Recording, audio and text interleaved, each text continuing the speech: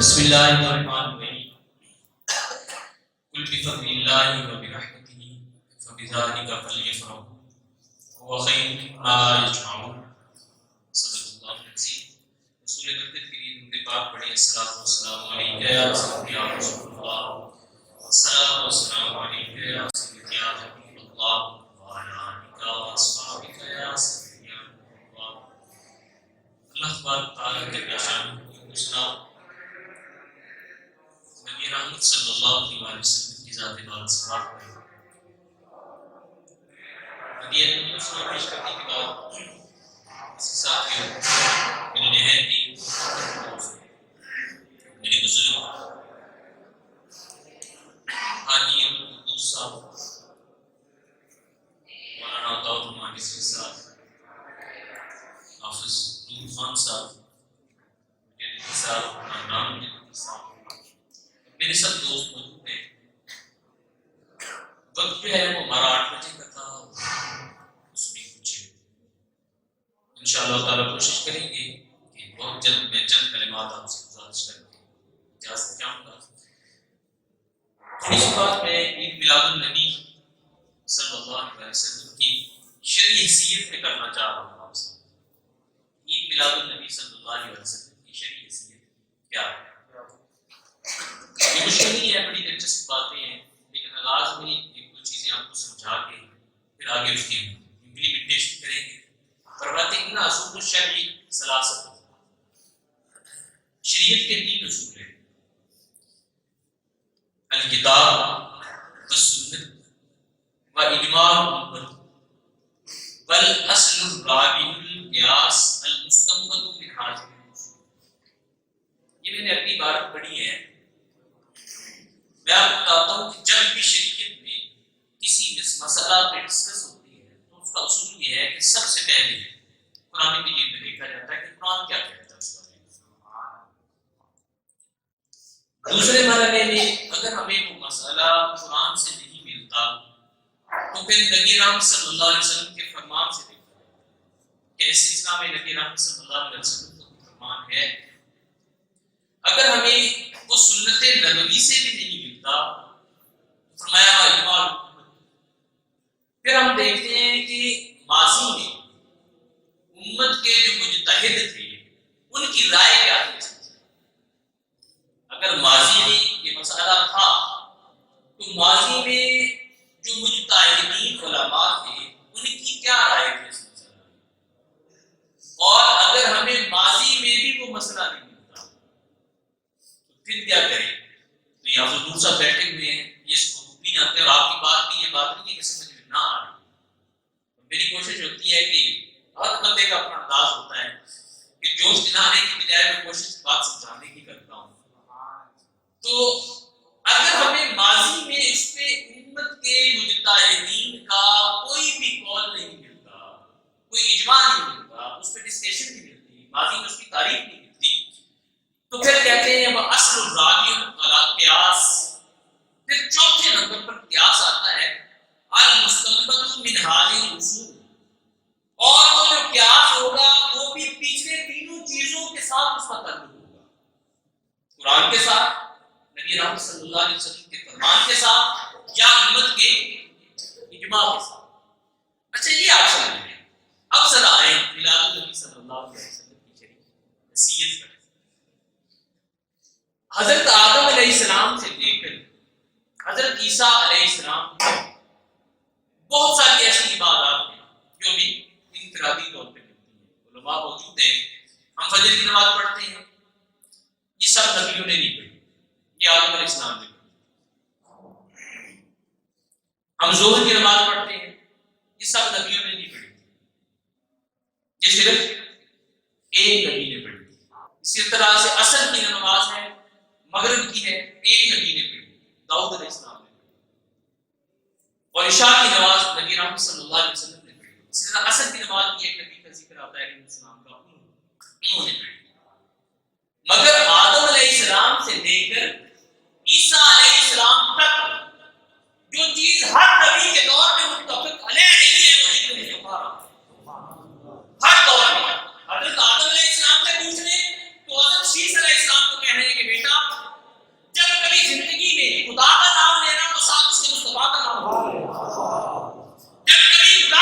کرنا، تو خدا کے ذکر کے ساتھ اس کے مصطفیٰ کا ذکر ضرور کرنا۔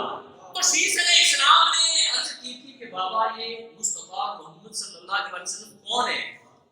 تو حضرت آدم علیہ السلام فرمانے لگے کہ بیٹا اگر محمد نہ ہوتے تو میں بھی نہ ہوتا، رسول اکرم صلی اللہ علیہ وسلم نہ ہوتے تو کائنات میں کچھ نہ ہوتا۔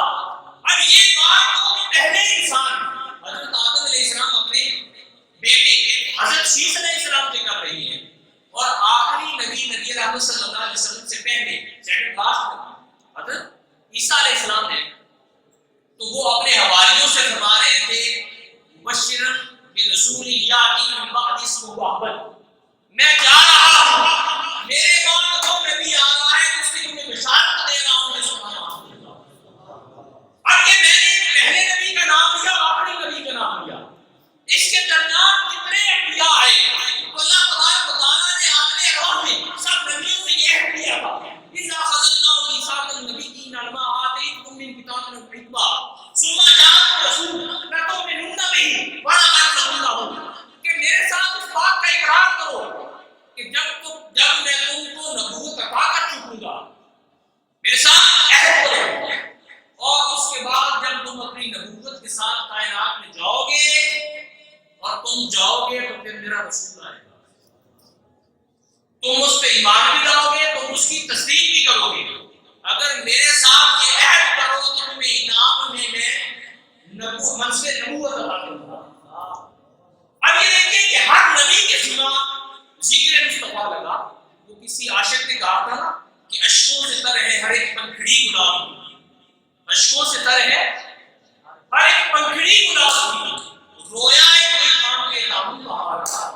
اب جدھر دیکھتے ہیں کہ ذکر مصطفیٰ کریم صلی اللہ علیہ وسلم کے نعرے نظر آتے ہیں، مگر اس میں فرق تھا، حضرت آدم علیہ السلام، حضرت شیس علیہ السلام، حضرت نوح علیہ السلام، ابراہیم علیہ السلام، اسماعیل علیہ السلام اور عیسیٰ علیہ السلام تک ہر نبی ایک بات کہتا ہے، ہر نبی ایک پیغام دیتا ہے، اور اس پیغام کو کس طرح سے انہوں نے دیا، اس نے وہ پیغام کیا تھا، ہر نبی کا یہ نعرہ تھا وہ آ رہے ہیں، ہر نبی کا نعرہ تھا وہ آ رہے ہیں، اور اس کو کسی عاشق نے یوں کہا تھا ادب سے بیٹھو خدا گواہ ہے وہ آ رہے ہیں، وہ آ رہے ہیں، ادب سے ٹھہرو خدا گواہ ہے وہ آ رہے ہیں، وہ آ رہے ہیں، ہوا کی خوشبو بتا رہی ہے وہ ذکر اپنی سجا رہی ہے، ہر شے اپنے جھکی ہوئی ہے، دلوں کی گردن جھکی ہوئی ہے، جدھر جدھر سے گزر گئے ہیں وہ رستے اپنی جگمگا رہی ہے، ادب سے بیٹھو خدا گواہ ہے وہ آ رہے ہیں۔ ہر نبی کا یہ نعرہ تھا کہ رسول اللہ صلی اللہ علیہ وسلم آ رہے ہیں۔ تو قرآن مجید کا نزول تو ہوا نبی رحمت صلی اللہ علیہ وسلم پر۔ اب جب قرآن مجید سے ہم پوچھتے ہیں کہ ہم ذکر مصطفیٰ کریں تو اللہ تعالیٰ ارشاد فرماتا ہے قل بفضل اللہ وبرحمتہ فبذلک فلیفرحوا، لوگوں جب تمہیں اللہ کا فضل ملے اس کی رحمت ملے تم فلیفرحوا، تم فرحت کرو، خوشی مناؤ۔ اب سوال یہ ہوتا ہے قرآن مجید کی سب سے اعلیٰ تفسیر جو قرآن خود کرتا ہے، ایک مرحلے میں قرآن مجید ایک چیز کا عبادت ذکر کرتا ہے، پھر آگے اسی کی تفسیر میں خود قرآن مجید اس آیت کی وضاحت کرتا ہے۔ اللہ تعالیٰ نے ارشاد فرمایا کہ تم کو میرا فضل ملے تو خوشی کرو۔ اب قرآن سے پوچھتے ہیں فضل کیا ہے، فضل کیا ہے؟ تو قرآن کہتا ہے یا ایھا النبی انا ارسلناک شاہدا ومبشرا ونذیرا وداعیا الی اللہ باذنہ وسراجا منیرا وبشر المؤمنین بان لهم من اللہ فضلا کبیرا، کہ محبوب ہم نے آپ کو شاہد بنایا، مبشر بنایا، نذیر بنایا، اور اللہ کے حکم سے اللہ کی طرف بلانے والا روشن آفتاب بنایا، وبشر المؤمنین، اور ان مومنوں کو یہ بشارت دے دو بان لهم من اللہ فضلا کبیرا، کہ محبوب آپ کا عطا کیا جانا یہ میرا فضل کبیر ہے۔ فضل ملے تو خوشی کرو، جب فضل کبیر ملے صرف فضل نہیں فرمایا بان لهم من اللہ فضلا کبیرا، صرف فضل کی بات ہوتی تو خوشی کرتے، صرف بات خوشی کی ہوتی کہ خوشی کرتے،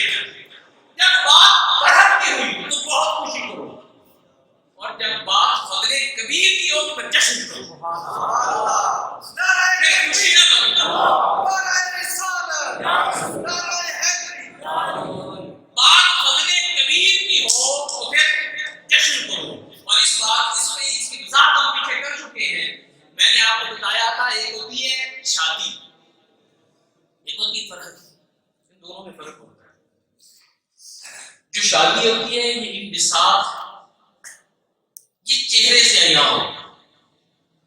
آپ کا چہرہ، میرا چہرہ، اس کی رونق اتنی ہوتی ہے کہ دیکھنے والے کہتے ہیں کہ یار آج تو بڑا کچھ نظر آ رہا ہے. جب فرق ہوتی ہے نا تو اس کی بناوٹ بھی شامل ہوتی ہے، اس میں گڑ گڑا کے چلنا بھی شامل ہوتا ہے، اس پہ فخر بھی ہوتا ہے. کیوں ہوتا ہے؟ کہ رسول اللہ ملے ہیں کسی اور کے نصیب میں، اللہ کی وہ نعمت ملی ہے کہ اللہ پاک تعالیٰ نے ارشاد فرمایا کہ بابو تو میرا مقصود تھا، تو نہ ہوتا تو کائنات کچھ نہ ہوتا. اچھا کیونکہ وقت کم ہے اس میں میں تقریباً آدھے گھنٹے کا میرے ذہن میں تھا کہ جب آپ سے گفتگو ہو سکے گی، لیکن میں اس کو ابھی مطلب اس کو کلوز کر رہا ہوں. قرآن کہتا ہے کہ فضل ملے تو جشن کرو، خوشی نہ کرو جشن کرو. اب رسول اللہ صلی اللہ علیہ وسلم کی سنت پہ آتے ہیں. صحیح مسلم شریف میں روایت ہے، نبی احمد صلی اللہ علیہ وسلم سے پوچھا گیا یا رسول اللہ صلی اللہ علیہ وسلم آپ پیر کے دن کا روزہ رکھتے ہیں؟ صحابہ نے پوچھا یا رسول اللہ صلی اللہ علیہ وسلم آپ پیر کے دن کا روزہ کیوں رکھتے ہیں؟ تو نبی رحمت صلی اللہ علیہ وسلم ارشاد فرمانے لگے یوم ولدت فیہ و یوم بعثت فیہ. ہمیں لوگ کہتے ہیں کہ تم ہر سال مناتے ہو جشن، تو حضور کی ولادت بھی ہر سال ہوتی ہے، حضور تو ایک بار پیدا ہوئے، مگر یاد رکھیں ایک ہے قانون قدرت، خدا کا قانون، ایک ہے مصطفیٰ کا قانون. نبی رحمت صلی اللہ علیہ وسلم اس کی وضاحت کیا کرتے ہیں صحابہ.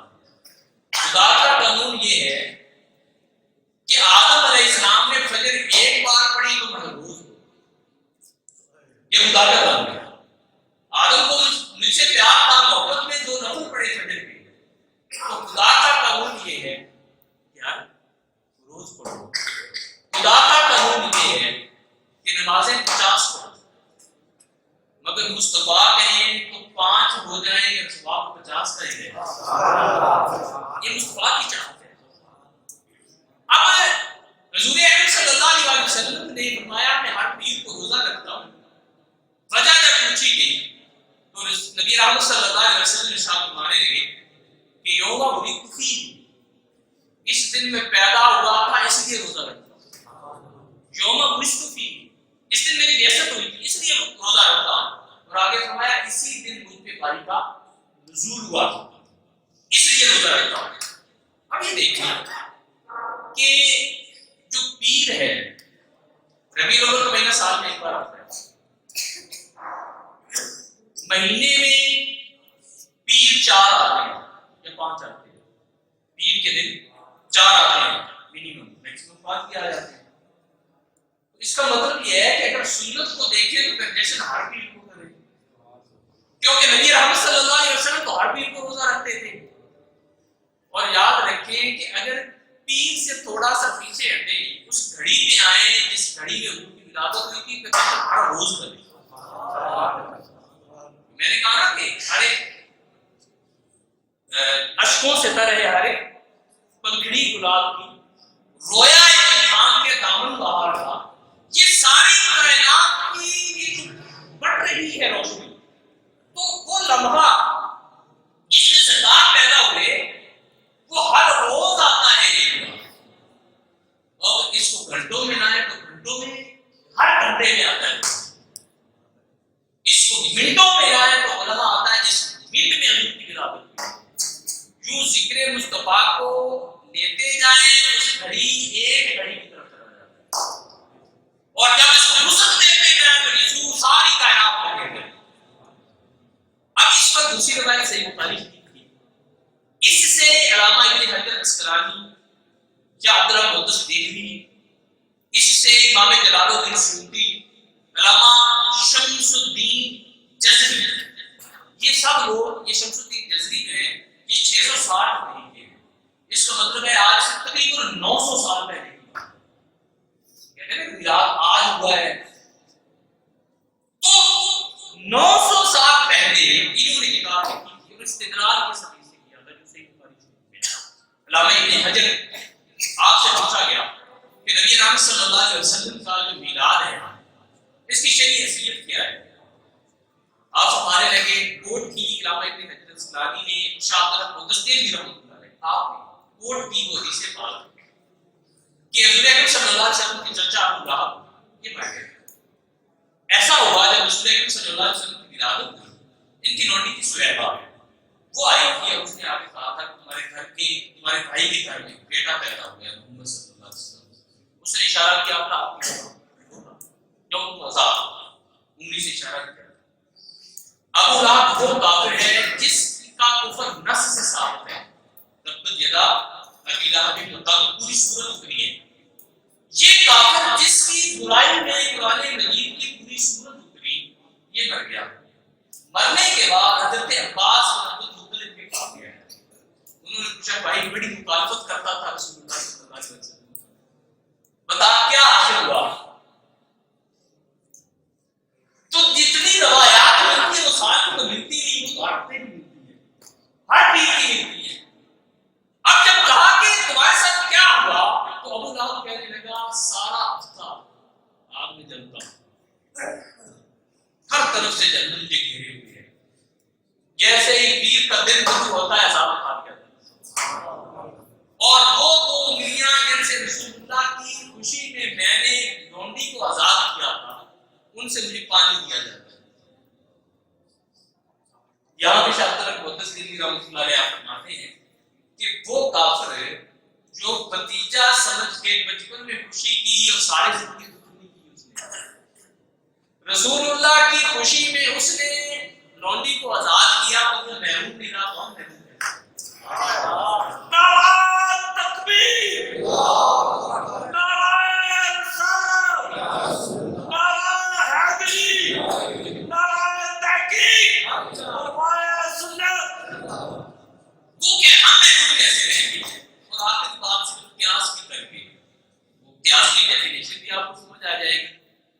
اور اس کا جو آج کے ساتھ تعلق ہے وہ سمجھ آ جائے گا. قیاس کیا ہوتا ہے؟ قیاس یہ ہوتا ہے علماء بیٹھے ہیں اس کو بھی جانتے ہیں. قیاس یہ ہوتا ہے کہ علت مشترکہ کی بنا پر کسی بھی حکم کے تحت کسی مسئلے کا فیصلہ کرنا. مثال کے طور پہ سود حرام ہے.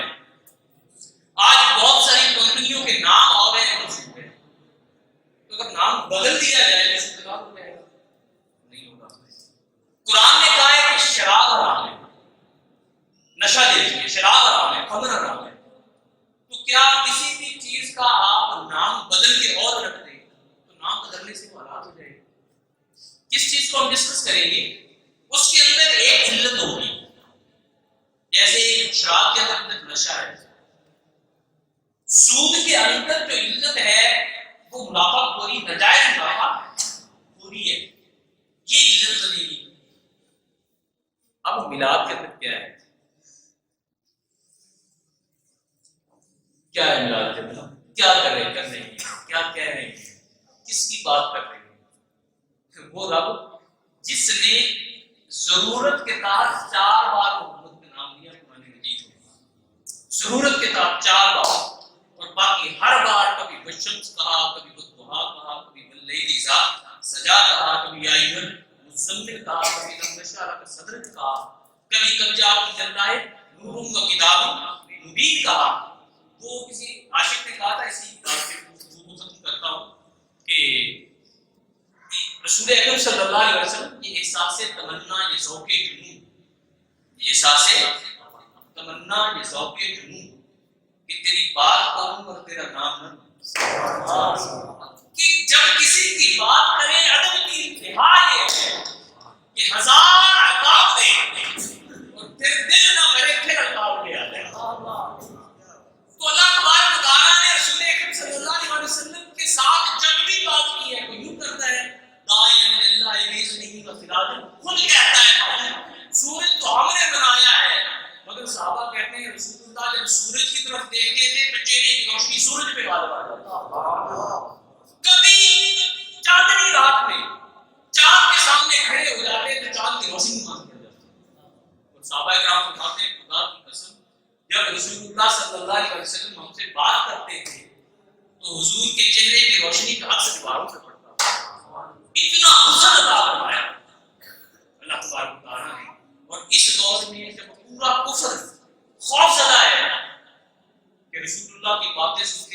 مٹھاس ہوتی ہے، ان کے فضائل پڑھتے ہیں تو دلوں میں اتر جاتے ہیں، اور بچے جو ہوتے ہیں وہ قریب ہو کر ایمان والے ہو جاتے ہیں، تو کہتے ہیں کہ ایسا طریقہ اختیار کرو کہ ہمارے بچے رسول کی سیرت کو نہ پڑھیں، نام نہیں تو نام لیتے ہی وہ ابو جہل کی کیٹیگری ہے کہ جو مکے آئے اور اس کو رسول اللہ کے قریب نہ جانے دو، اگر رسول اللہ سے مل گیا تو ہمارے ہاتھ سے نکل جائے گا۔